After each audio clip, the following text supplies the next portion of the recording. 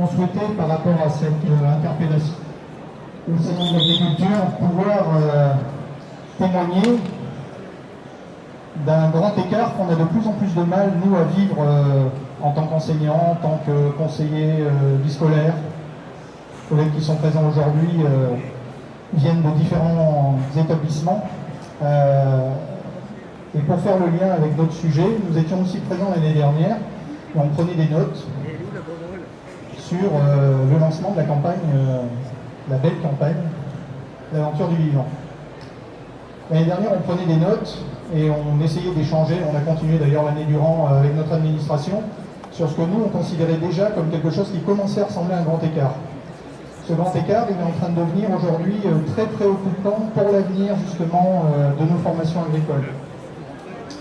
Et donc, c'est ce que l'on voulait aujourd'hui amener dans ce débat, c'est qu'on est dans une période où on ne peut pas se payer de mots. Et moi, les interventions que j'ai entendues, y compris des professionnels, en témoignent.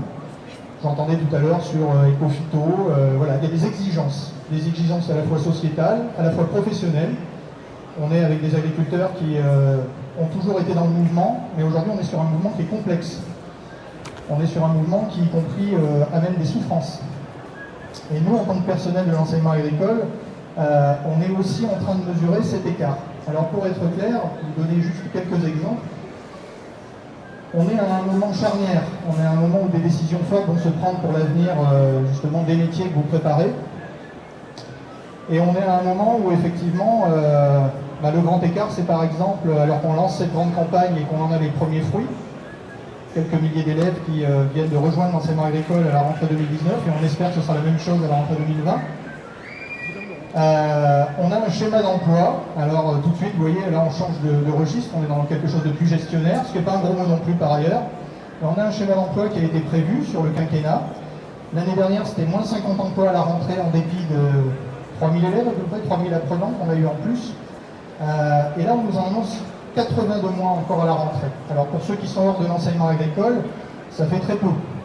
Par contre, à l'échelle d'établissements à taille humaine, et vous évoquiez aussi ce qui fait la spécificité des établissements agricoles, eh ben, ça fait beaucoup. Et donc, on est sur des mesures gestionnaires, je vais employer ce terme-là, qui sont en train d'abaisser les conditions d'enseignement. Vous êtes un certain nombre à être passés par l'enseignement agricole et d'autres qui aujourd'hui sont en études. On a eu à déplorer, et là-dessus on a une vraie divergence d'appréciation avec notre administration centrale, la dégradation, voire la suppression de nos seuils de dédoublement. Ça renvoie directement à notre capacité à être en sécurité pour faire les TP, déjà ça, et puis à cette pédagogie innovante qui fait aussi la marque de fabrique de l'enseignement agricole.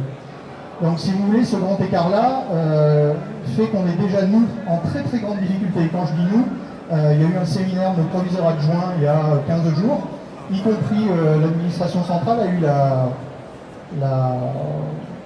la clairvoyance de ne pas bâillonner leurs paroles et par exemple le petit compte-rendu de leur séminaire se termine sur le fait qu'ils pointent une enveloppe spécifique de financement qui permet notamment de mettre en place tout ce qui va être enseignement facultatif, voire de renforcer les dédoublements qui sont devenus indicatifs. Et les proviseurs adjoints disent qu'elle est insuffisante et qu'à ce stade-là, ils ont du mal à faire. Je vous donne un autre exemple, là aussi pour être raccord par rapport au thème d'aujourd'hui. Il y a plusieurs stands, il y en a un de nos écoles vétérinaires, juste dans la travée complémentaire. Et il y a cet excellent petit document qui a été fait, et si vous entriez en école nationale vétérinaire. Là, on est sur quelque chose de fort, qui est un marqueur aussi.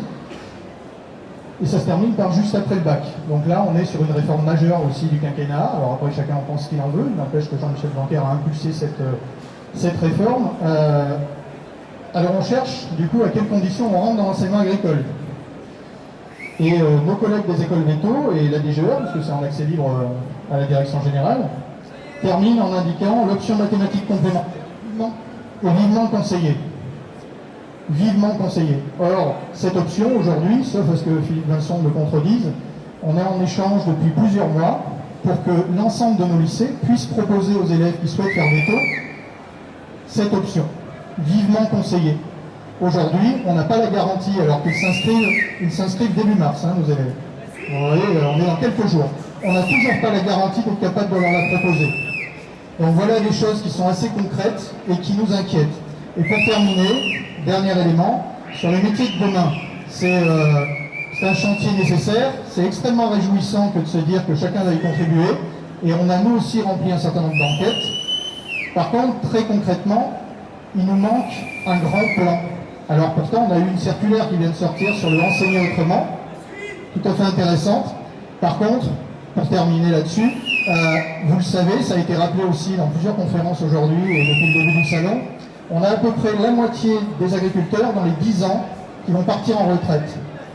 Aujourd'hui, la dernière intervention de notre ministre au Sénat, lors d'un débat public qui a eu lieu il y a quelques mois, c'était de dire, quand on regarde les chiffres, globalement, la courbe nous rassure à peu près parce que, bon an, mal an, on devrait être à la capacité de remplacement.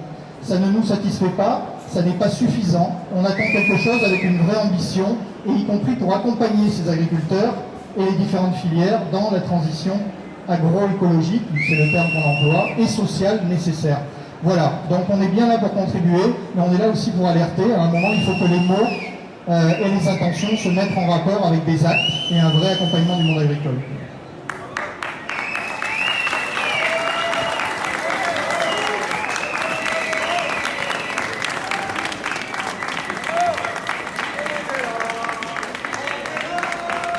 Alors, moi je dis comme directeur général d'enseignement et de la recherche, je rappellerai juste quelques éléments. C'est que d'abord on a des échanges très réguliers et l'enseignement agricole c'est le dialogue et vous l'avez reconnu, ça c'est un premier point. Le deuxième point c'est que jusqu'à présent, et c'était le sujet, et c'est pour ça qu'on a lancé la campagne L'Aventure du Vivant, on avait des moyens en hausse et des élèves en moins. Et on a lancé une campagne de communication.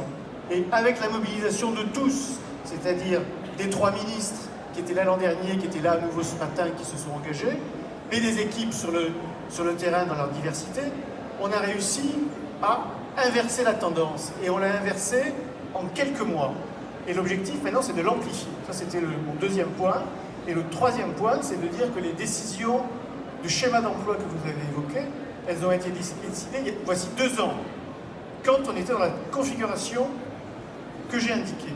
Et que l'objectif de l'administration du ministère de l'Agriculture et du ministre de l'Agriculture Didier Guillaume, c'est dans le débat budgétaire de revenir avec les nouveaux chiffres pour revoir cette position. Donc je pense qu'il ne faut quand même pas qu'on donne aux jeunes, aux familles, l'idée que l'enseignement agricole, c'est un mauvais enseignement. Et c'est toute la difficulté que l'on a, alors qu'on voit depuis le début de ce salon et tout au long de l'année, qu'il y a des choses formidables qui se passent dans les établissements. Et après, le dernier sujet, c'est que la rénovation et le cycle préparatoire intégré pour les écoles vétérinaires, ça a été une décision du ministre de l'Agriculture, en concertation bien évidemment avec ses collègues de l'enseignement supérieur, qui vise à considérablement diversifier l'ouverture et le recrutement sur un plan social et sur un plan géographique. Donc je pense que c'est une réforme extrêmement importante et qui, pour nos établissements, peut être un véritable atout. Voilà ce que je voulais dire sur ce sujet.